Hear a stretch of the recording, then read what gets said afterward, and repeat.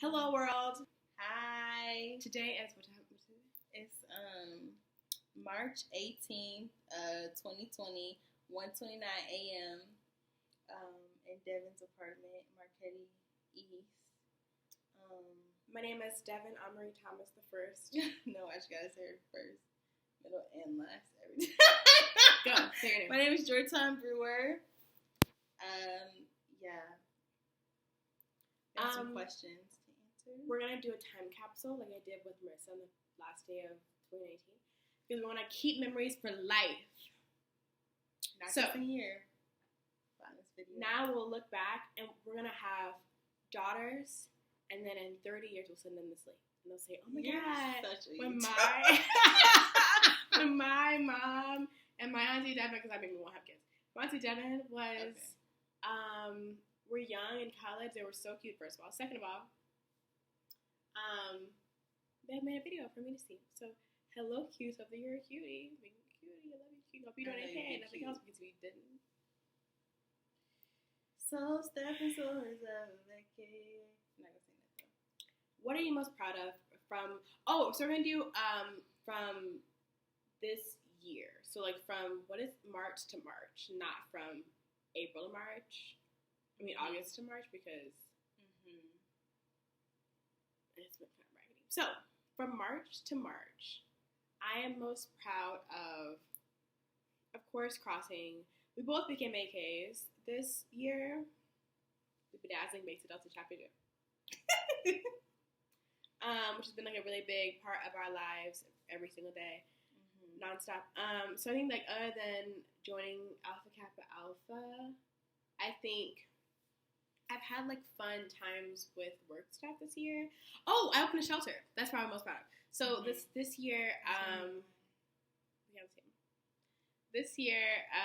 we reopened the shelter that we had last year, and we served over 100 guests, and we like grew to like no one loved them.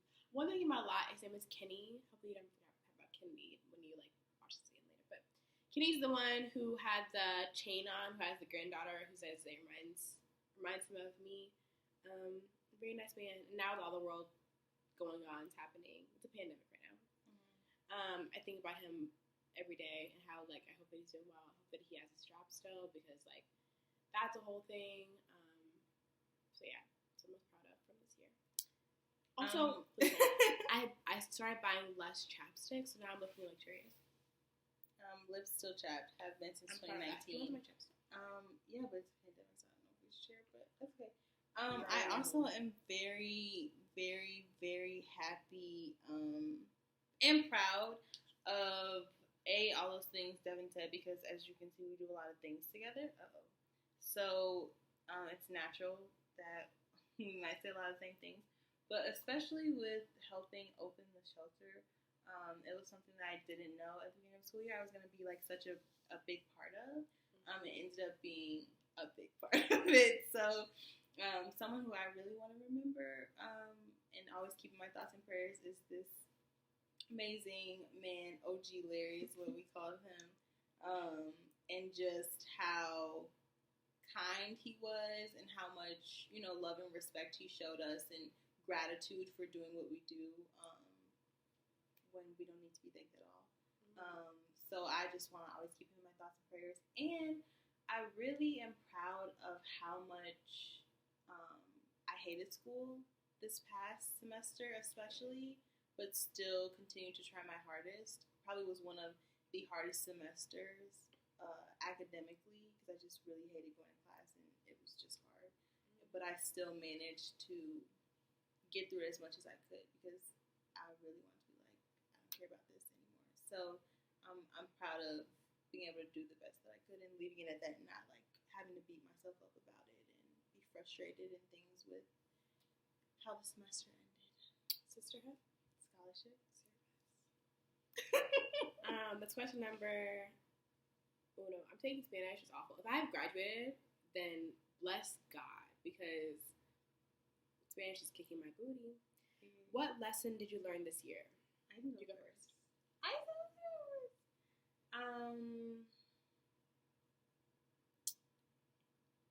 I think something that I used to struggle with a lot in the past is feeling guilt or like shame and things when saying no to people. So I used to always feel like I had to say yes for the sake of like not hurting someone's feelings or not feeling FOMO and things like that. When in reality, I just have learned to enjoy spending more time by myself, and I don't always want to be with people. And I used to be someone who always wanted to be with people to feel included, but I stopped feeling bad for myself when I said no, because I said no because I wanted to, not because I was trying to make the other person feel bad or anything like that. And it's really hard, especially when you are at school and people want to hang out all the time. And you're like, I don't want to hang out today. I don't want to. So I think that's a very important lesson I learned this year, especially because we're doing so many things between like AKA and helping run the shelter and school and stuff. You have to push people aside for your own sanity, honestly. That was a cutie, right? What was this? What's your lesson? What lesson did I learn this year from March to March? I think I learned not to let everyone's drama be my drama. Because I think it's easy to be like, my friend is like this girl, so I don't like her, but I'm like, why? It's not a big deal. So I think that like realizing that I can set my own boundaries for myself and not have people's life affect mine so much makes me feel better. Like earlier this year, so like in November, Diamond's mom got really sick. So it was a really stressful time. I went to go visit Cecily in the hospital. It was very, very, very, very, very stressful and sad, and a lot of the grief involved in the situation. So I really absorbed a lot of Diamond's grief, and I thought that like me being sad made her feel less sad, but that's not what happened. So I feel like in a lot of ways, my propensity to make myself more sad, like be in solidarity, is useless. So I'm really constantly working on building that boundary. I think the second lesson that I feel like I've learned, there's only two, is that it's okay to forgive myself after falling in love with someone who didn't love me back. Because as you will know in the future, Devin, I was very impressed over some people this year. Really one in particular, but we'll stretch for two. But it was really just one. Who I really wanted to like make things work with, and I've been trying to make things work with him since April of last year, and it's not gonna work. So I think I felt guilty because I was like, why is it not working? It's my fault, blah blah. But then I'm learning now that he is just not enough for me, and that makes me feel more content and more strong and less fragile. Also, to add on that really quickly, setting boundaries is so healthy. And that's something that I used to struggle with too. Because if people don't know what your boundaries are, they don't know how far they can go with you or what lines they can and can't cross. And it's important to set that, because you know what you like, you know what you don't like, and you know what you're willing to accept. So that's important. I agree. The third question is, who invested in you this year? Ethel Hedgeman Lyle and that Easter Brown. I'm just kidding. No, I'm actually serious. But other than them, I said this in December, and it's still true. I feel like a lot of investment has gone into me from Sir Barbara and from the Game Omega chapter that I have taken for granted, like low key, because I think like we don't know how much they've done for us because we haven't been in those meetings, those conversations, those like conference calls where they've like really like pulled me out of some mess. And I really like I say it a lot to Jori and everyone else how much like they matter to me, how really Sir Barbara matters to me. But there's no words to describe how important she is to me. I think that that's the person that's on me. I think I saw myself this year, which has been like really like monumental in my life. I think I've been invested a lot into by Jori Talon Brewer. The other day, I had a yeast infection, and I needed Monistat immediately. And I called Jori and Tabata the same day. I think that shows you how important it is to have a sister who like cares about you, because it's one thing to be like, well, I have friends and whatever. sister, who like really sees you as a full person and really is like willing to invest time and energy. She's tired right now. Into me, even when I'm just being kind of bratty and like a little bit bitchy. So, Invested in by Jori also. She's a cutie and I love her the most. All those things. Sora Barbara for sure.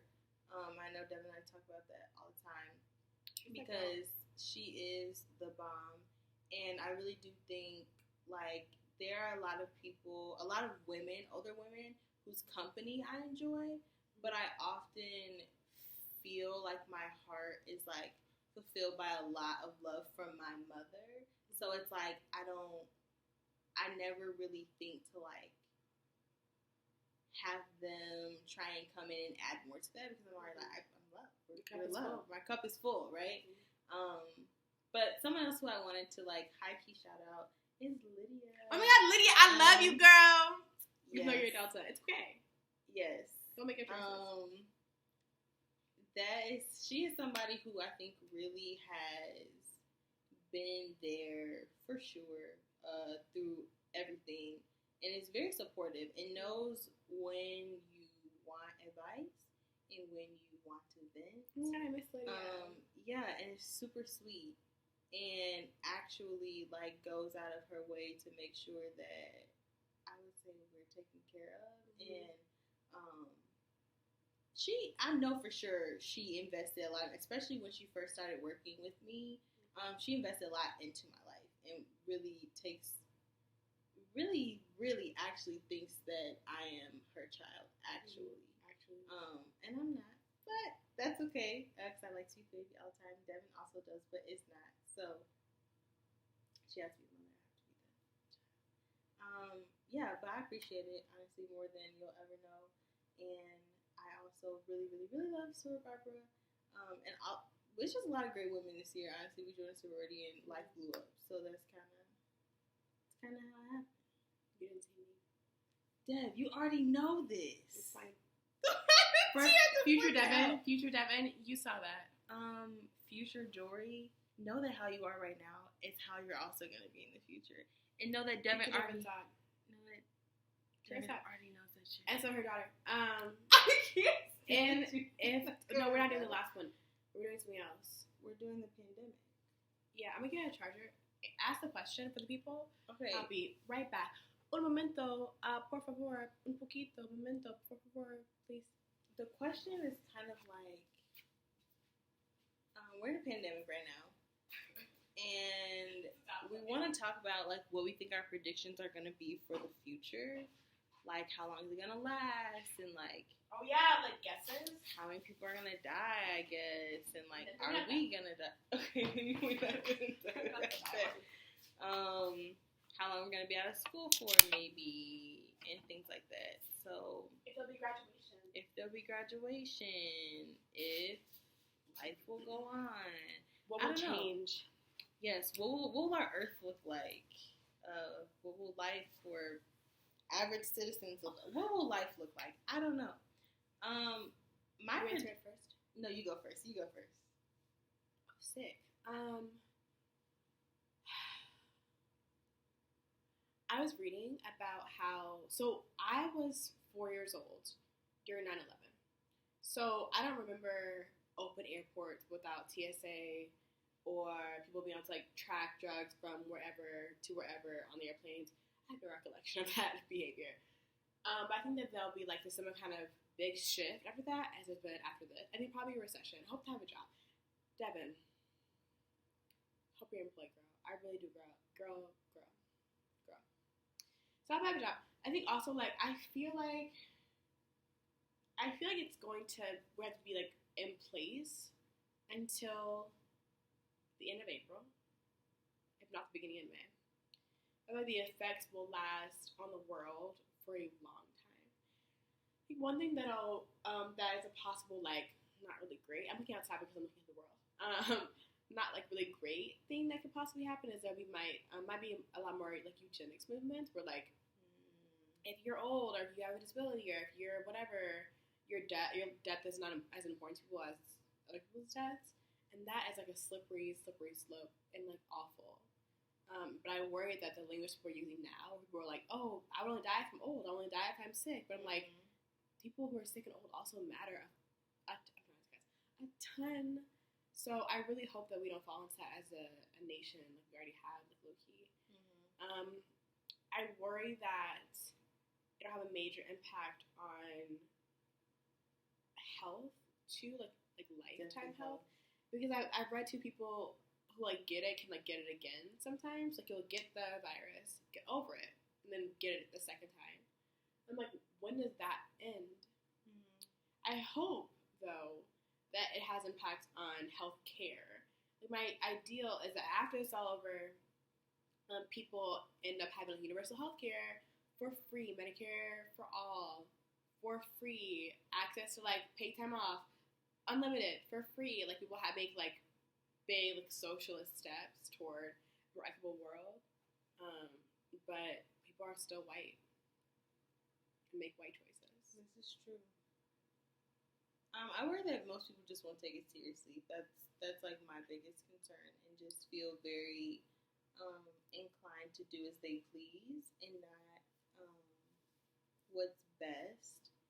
And honestly, right now, I do worry about older people just because I know a lot of people who have grandparents, mothers, fathers who are older, who are sick, who are in nursing homes, who are in hospitals, intensive care, things like that, and they can't see them. So I worry that a lot of people it's a lot of like last moments just like being taken away from people. And that's scary because it's never something that we've had to think about. Even as college students, like people graduating, people not being able to walk across the stage, having their moment, things that they look forward to being taken away because people aren't being serious about. This is a serious matter. This is a serious matter. Like, honestly, though. And so the world has to take that way. And it takes more than individuals to think like that. So we got to get it together. We got to get together fast because there's really no time to be playing. So I honestly think it'll last till at least midsummer. I'm hoping early summer, but I think it'll last till at least midsummer. I'm trying to be outside, period. I'm getting thick, world. Where do you see me again? It's hot outside. I have cute AKA thing. She's thick. She's an AKA now. So, I don't know what that's going to look like. Also, I worry that, like, the rates of depression will skyrocket. That's super scary. I Googled. That's too dark. We'll say that anyway.